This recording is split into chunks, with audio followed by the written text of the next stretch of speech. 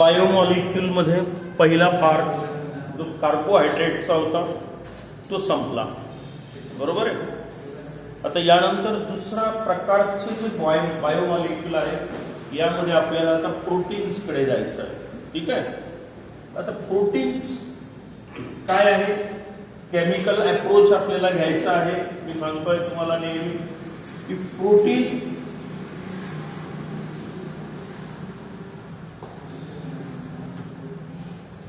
Naturally occurring complex nitrogenous organic compound, निसर्गात तयार होणारे हे पदार्थ आहेत, ऑर्गॅनिक आहेत, पण यामध्ये नायट्रोजनस सगळ्यात महत्वाचं.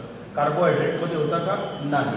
प्रोटीन मध्ये मात्र नायट्रोजन कॉम्प्लेक्स स्ट्रक्चर असतं. हे पॉलीअमाइड आहे and they R polymers of alpha amino acid. असे बरेचसे पॉइंट एकत्र करून आपण एक डेफिनेशन तयार करू शकतो की प्रोटीन म्हणजे काय आहे. ठीक आहे. तर प्रोटीन अगदी शॉर्टकट डेफिनेशन सांगतोय आणि काही पॉइंट त्यामध्ये आले पाहिजे. Protein, these are the पॉलीअमाइड्स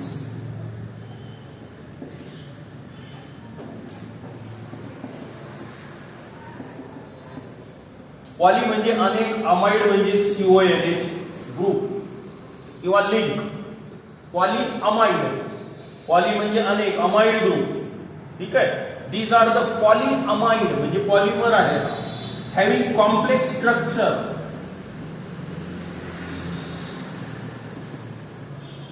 high molecular weight,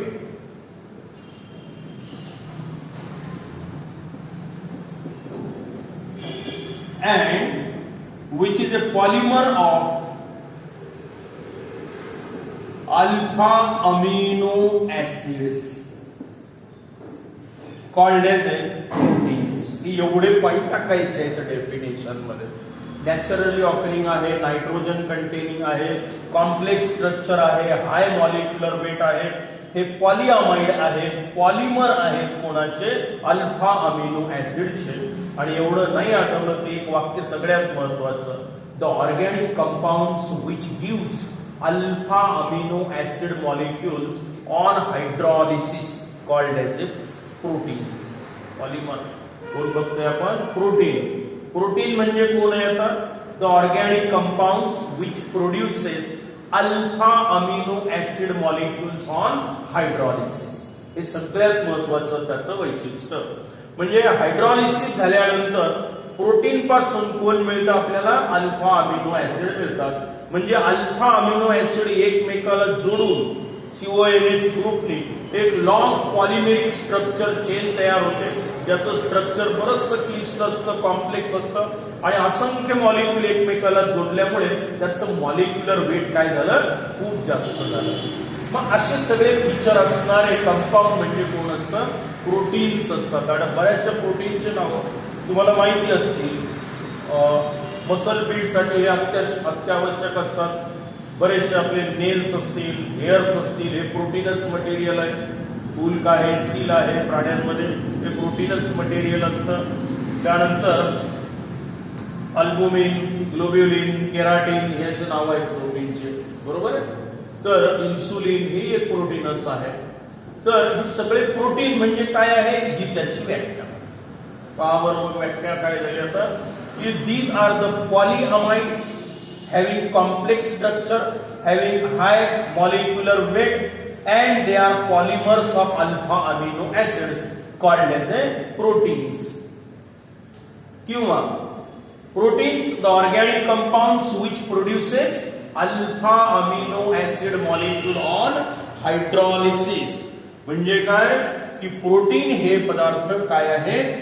असे पदार्थ आहेत की ज्याचं हायड्रॉलिसिस झाल्यावर तुम्हाला कोण मिळतं आहे म्हटलं आपण? अल्फा अमिनो ऍसिडचं मिश्रण मिळतं आपल्याला.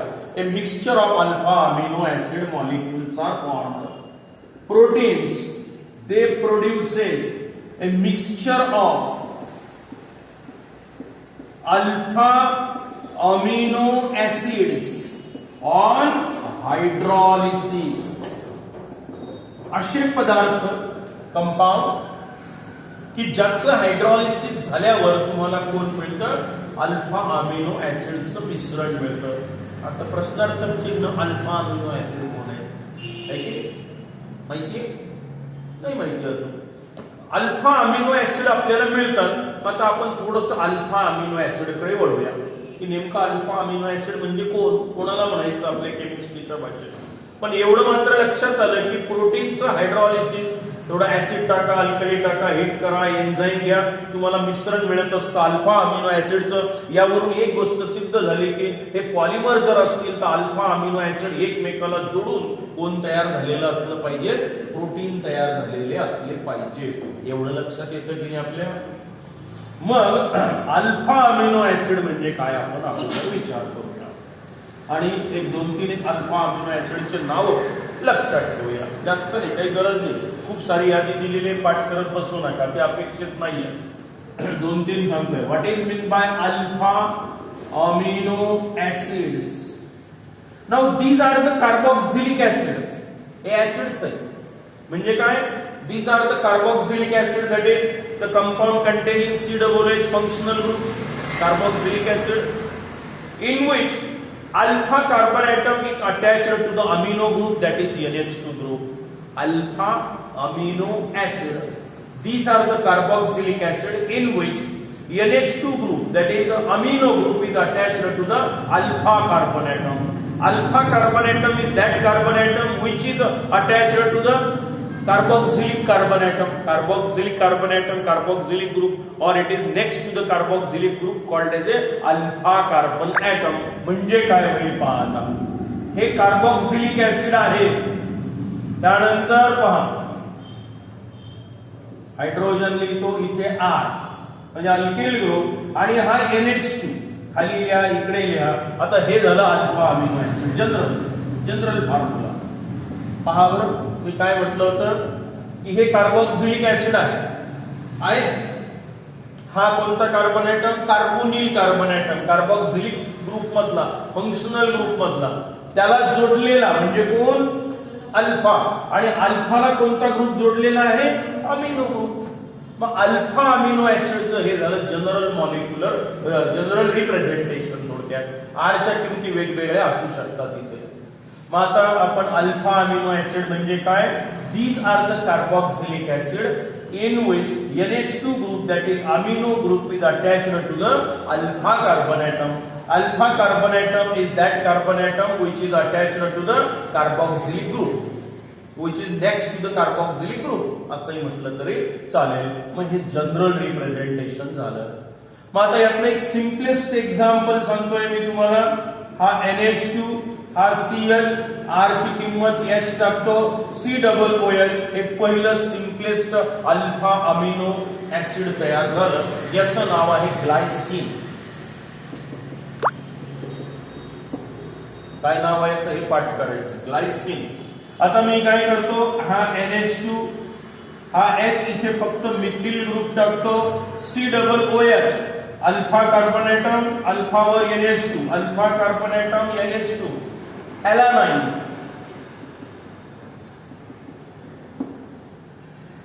Glycine alanine. काय नाव आहे या अल्फा अमिनो ऍसिडचं? 2 नंबरचा. जर समजा मी इथे आयसोप्रोपिल ग्रुप टाकला, CH3, हा CH, त्यानंतर हा वर CH आणि NH2 ग्रुप इथे लिहितो, इकडे लिहा, इकडे लिहा. हा COOH, हा कार्बोनिल कार्बन ऍटम म्हणा, कार्बोक्सिलिक कार्बन ऍटम म्हणा, अल्फा, अल्फावर NH2 ग्रुप, याला व्हॅलिन म्हटलं जातं. हे 3च नावं लक्षात ठेवा. ग्लायसिन म्हणजे हायड्रोजन टाकला मी इथे या आरच्या ठिकाणी फक्त, बरोबर आहे. हे झालं ग्लायसिन. इथे CH3 ग्रुप टाकला, एलानाइन, आणि आयसोप्रोपिल ग्रुप टाकला, इथे लिहा, इकडे लिहा. काय आयसोप्रोपिल ग्रुप आहे डायरेक्ट. हा इथे लिहा, NH2 इकडे दाखवा, नो प्रॉब्लेम. याला म्हणायचं व्हॅलिन. काही 10-20 एक्झाम्पल बुक मध्ये दिलेले आहेत, आपल्याला गरज नाही पाठ करत बसू नका. हे एवढंच फक्त 2-3, दोनही माहित असले का आपले हे सोडून द्या. हे ग्लायसिन आणि एलानाइन हे दोन्ही कोण आहेत? अल्फा अमिनो ऍसिड आहेत. मग आता अल्फा अमिनो ऍसिड समजले का तुम्हाला काय आहे? की हे असे ऑर्गॅनिक कंपाऊंड आहे ज्याच्यामध्ये COOH ग्रुप आहे, अल्फा कार्बन ऍटमवर NH2 ग्रुप जोडलेला असतो. मग याला म्हणायचं आहे तुम्हाला आता अल्फा अमिनो ऍसिड कमी आहे, ते फार कमी आहे. मग हे अल्फा अमिनो ऍसिड जे आहेत, all this are the crystalline compound and they are highly soluble in water. याचं वैशिष्ट्य काय आहे अल्फा अमिनो ऍसिडचे? बघा, जनरल रिप्रेझेंटेशन माहिती झालं, 2-3 एक्झाम्पल माहिती झाले. हे झाले अल्फा अमिनो ऍसिड. हे कसे कंपाऊंड आहेत म्हटलं आपण? दे are highly soluble in water. आणि आणखी सांगितलं आपण काय?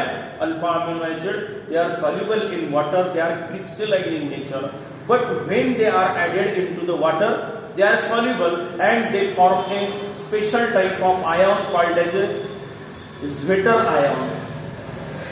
जेव्हा हे अल्फा अमिनो ऍसिड आपण पाण्यात टाकतो तर तेव्हा काय होतं? एक आयॉन तयार होत असतो. ऍक्च्युअली काय तयार होतो, कसा तयार होतो विचार करूया आपण. त्याला झ्वेटर आयॉन असं म्हणतात. त्याचं स्ट्रक्चर एकदा परीक्षेत विचारलं होतं. चालेल? Zwitter ion is formed due to the proton transfer because alpha amino acid contain two functional groups, COOH acidic and NH2 basic in nature. येऊन गेलेला आहे कुठेतरी हा अगोदर. दोन फंक्शनल ग्रुप आहे, COOH ग्रुप आहे आणि NH2 ग्रुप आहे. COOH ऍसिडिक नेचरचा आहे, प्रोटॉन डोनर आहे. NH2 प्रोटॉन ऍक्सेप्टर आहे. मग एकाच कंपाऊंड मध्ये प्रोटॉन डोनर पण आहे, प्रोटॉन ऍक्सेप्टर पण आहे. अशा वेळेला काय होतं बघा, हा NH2, हा CH, हा R जनरल लिहितोय मी COOH. आता काय झालं, पाण्यात जर टाकलं आपण, when it is dissolved in water then here proton transfer takes place and it gives its Zwitter ion. पाण्यात टाकलं, सॉल्युबल झाला. मग आता पाण्यात COOH ग्रुप काय होतो? आयनाइज होतो. H प्लस आणि COO मायनस. बरोबर आहे की? जसं RCOOH पाण्यात टाकला तुम्ही, हा RCOOH प्लस वॉटर किंवा ऍक्वाय सोल्युशन जर म्हटलं तर RCOO मायनस आणि H प्लस. मग हा COOH ग्रुप आहे. मग याने H प्लस आयॉन दिला. मग काय झालं आता पहा, इट गिव्स हा कार्बन, हा हायड्रोजन, हा R जसाच्या तसा आणि हा झाला COO मायनस. म्हणजे H प्लस आयॉन पाण्यात दिला. पण हा NH2 ग्रुप जो आहे हा प्रोटॉन ऍक्सेप्टर आहे. मग त्याने तो H प्लस आयॉन घेऊन टाकला तर NH2 चं कोण झालं? NH3 plus Zwitter ion. संपलं. हे एवढं लक्षात ठेवा, हे विचारलं होतं एकदा. हा Zwitter आयॉन तयार झाला. कशामुळे झाला? Proton transfer. हा H प्लस आयॉन इथून इथे आला. संपलं. Internal arrangement, rearrangement, reaction. एक आयॉन H प्लस आयॉन इथून निघाला, इथे आला. हा proton donor, proton acceptor, water soluble compound आहे. पाण्यात टाकल्याबरोबर याचा Zwitter आयॉन तयार होत असतो. एक असू दे, कारण याचं स्ट्रक्चर एकदा परीक्षेत विचारलं होतं. आरच लिहायचं. आर म्हणजे काय? सर्व अमिनो ऍसिडसाठी ते चालतात. हे जनरल स्ट्रक्चर आपण सांगितलं. या विचारण्यासारखं हेच एवढंच आहे फक्त. प्रोटीन अल्फा असेल, प्रोटीनची डेफिनेशन आणि Zwitter आयॉन. आता पुढचे 2 पॉइंट पहा, महत्वाचे आहे. Classification of protein. 2 प्रकार सांगितलेले आहेत आणि त्याचं मॉलिक्युलचं स्ट्रक्चर कसं असतं यानुसार प्रोटीनचे अल्फा अमिनो ऍसिड माहित झाले तुम्हाला. आता मी पुन्हा प्रोटीनकडे चाललो आहे. Proteins, there are 2 types of the protein, globular protein आणि फायब्रस प्रोटीन. प्रोटीनचे 2 प्रकार पडतात. कोणते कोणते? Globular types of protein. पहिला प्रकार ग्लोब्युलर. अगदी सिंपल डेफिनेशन आहे याची. These are the proteins which have a globe-like structure, spherical structure of molecule. The protein in which the molecule have globe-like structure. Globe म्हणतात याला, किंवा स्फेअर सारखं जर स्ट्रक्चर असेल त्या मॉलिक्यूलला क्लिष्ट स्ट्रक्चर असतं यांचं. त्याला 4 वेगवेगळे स्ट्रक्चर आहे. Primary, secondary, tertiary, quaternary structure, helical structure, double helical structure, spherical structure, असे वेगवेगळ्या प्रकारचे मॉलिक्यूलला स्ट्रक्चर असतात. मोठे मोठे मॉलिक्यूल आहेत ते लॉंग चेन असतात. हायड्रोजन बॉन्डिंग असते. म्हणजे क्लिष्ट आहे. बरं झालं ते काढलं अभ्यासक्रमातून तुमच्या. नाही तर विनाकारण डोक्याला पीळ पडलं असतं आपल्या. माझेच पडलं असतं तुमच्या काय. तर त्याचा यावर्षी काही घ्यायची गरज नाही. आपल्याला फक्त सिंपल स्ट्रक्चर घेणार आहोत आपण. मग आता ग्लोब्युलर प्रोटीनची व्याख्या काय करायची की these are the protein in which the protein molecule have globe like structure, that is spherical structure called as a globular protein, and all these proteins are water soluble protein. बद्दलच वाक्य टाकायचे definition मध्ये. हे कसे आहेत?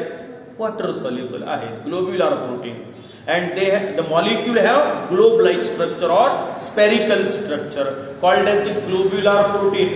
For example, albumin, globulin. Albumin present in eggs.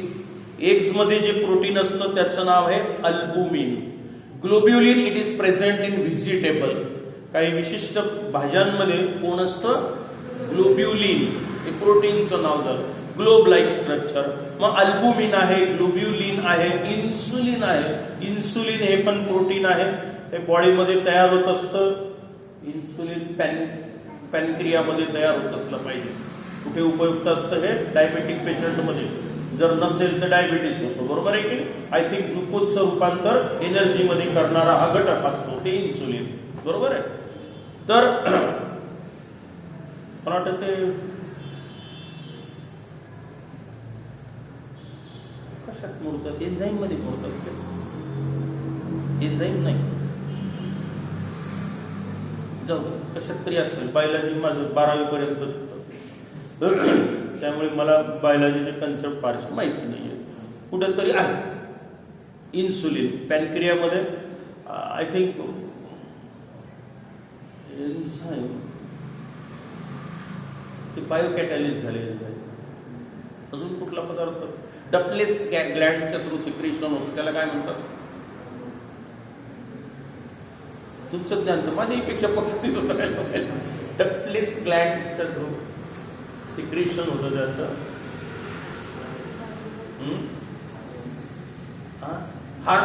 Correct. Hormones. Hormones आहे का? Hormones आहे. हार्मोन्स. ओके. हार्मोन्स जे आहेत त्याला hormones. Correct. Ductless Gland secretion. तर ते इन्सुलिन तसं हार्मोन आहे पण प्रोटीनच मटेरियल आहे. ठीक आहे ते प्रोटीनच आपल्या डेफिनेशन नुसार. मग ग्लोब्युलर प्रोटीन मध्ये 3 नावं तुम्ही लक्षात ठेवले: अल्बुमिन, ग्लोब्युलिन आणि इन्सुलिन. चालेल. Globe like structure, spherical structure. त्यानंतर दुसरं आहे फायब्रस.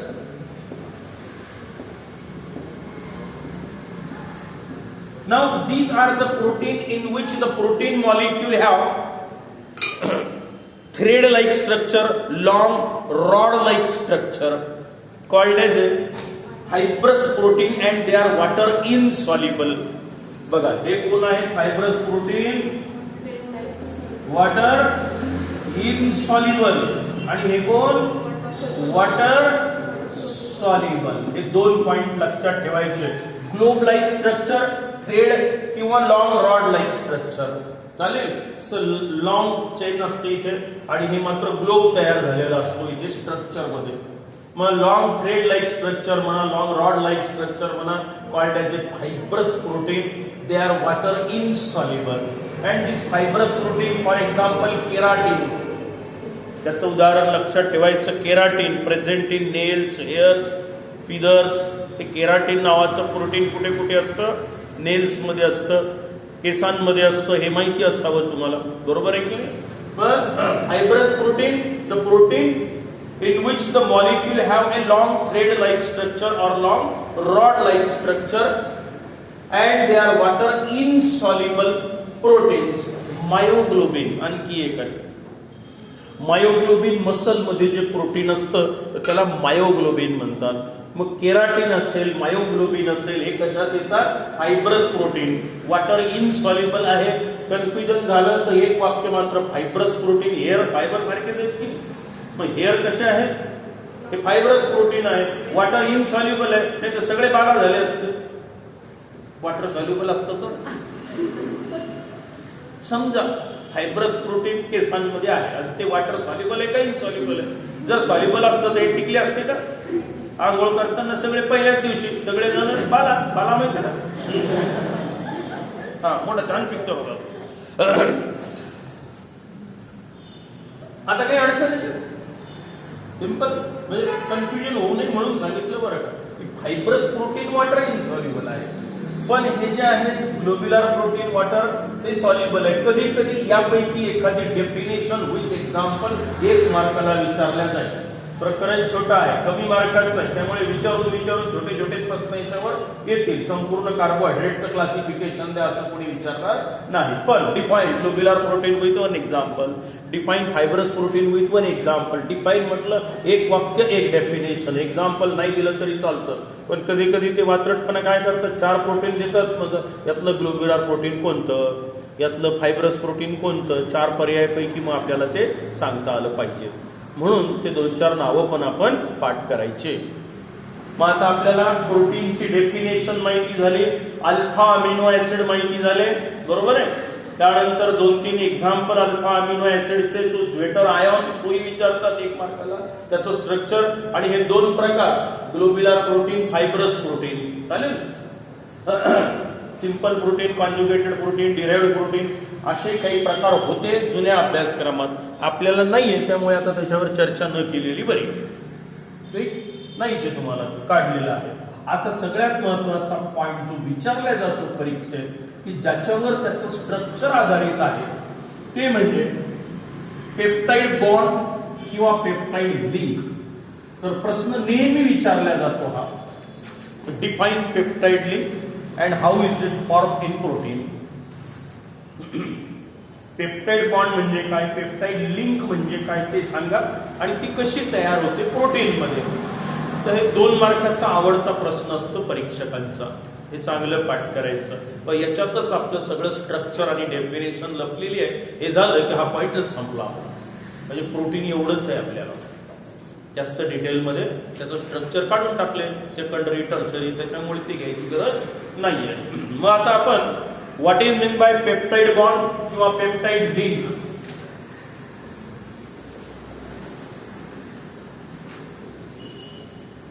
बॉन्ड म्हणा किंवा लिंक म्हटलं तरी चालेल.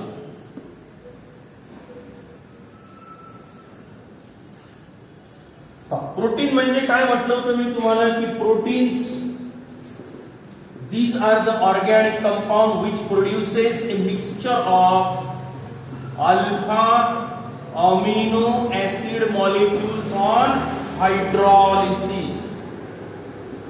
It means that protein molecule contain large number of alpha amino acid molecules. Now this peptide bond or it is a link which connect large number of alpha amino acid molecule in protein molecule called as a peptide bond or peptide linkage.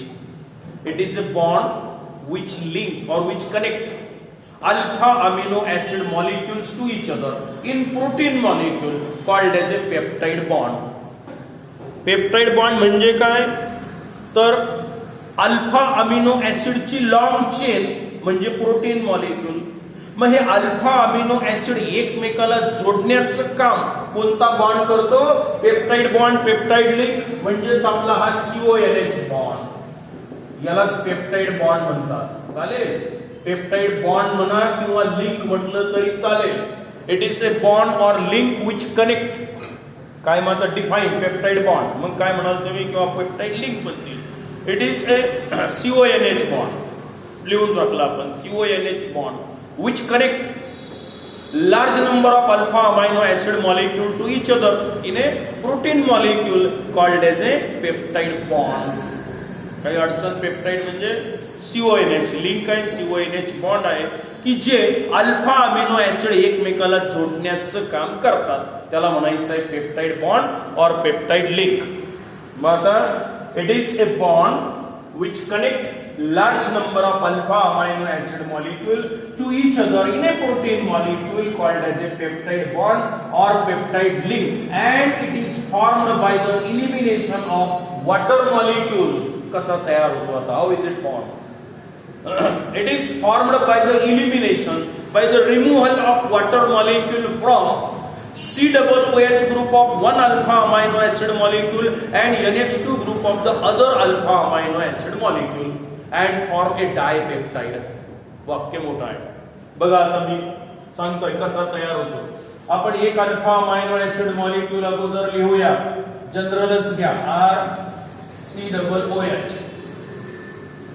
Alpha amino acid plus दुसरा alpha amino acid घ्या NH2CH R-COOH.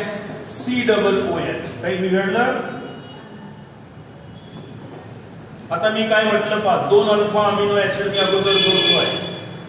This COOH bond peptide linkage is formed by the removal of water molecule from COOH group of one alpha amino acid molecule and NH2 group of the other alpha amino acid molecule. वाक्यात काय अडचण? आता कसा तयार होतो peptide bond? Water molecule निघून जातो कुठून? एका अल्फा अमाइनो ऍसिड मॉलिक्यूल मधला COOH ग्रुप घ्या, दुसऱ्या अल्फा अमाइनो ऍसिड मधला NH2 ग्रुप घ्या, यातून वॉटर निघून चालला. जे शिल्लक राहिलं ते लिहून टाका. आता बघा पेप्टाइड बॉन्ड तयार झाला. हा NH2, हा H, हा R, इथे कोण तयार झाला आता पहा बरं? CONH, CH R-COOH plus water molecule. This is a peptide bond.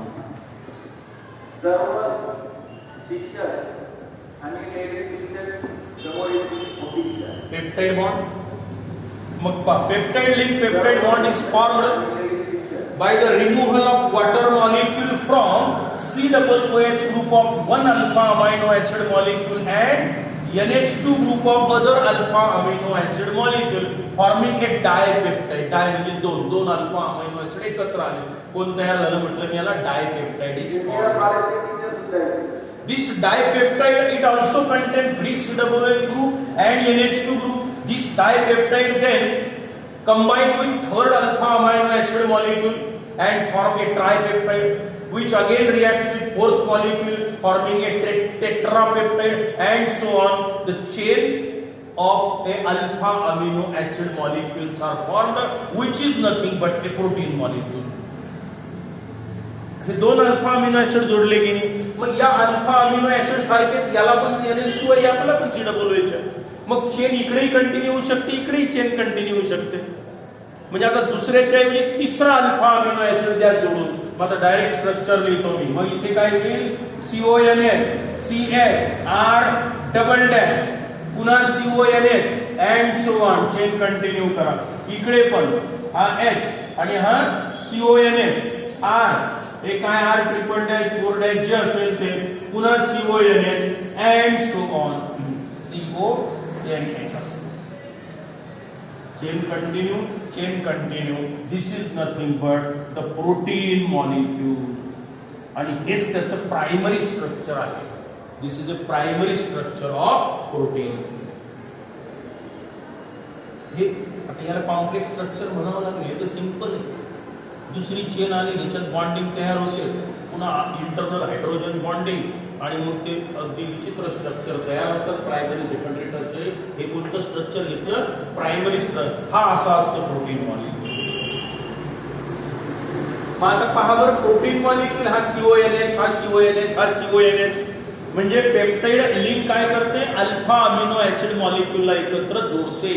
मग त्याला म्हटलं आपण पेप्टाइड बॉन्ड किंवा पेप्टाइड लिंक. बरोबर आहे?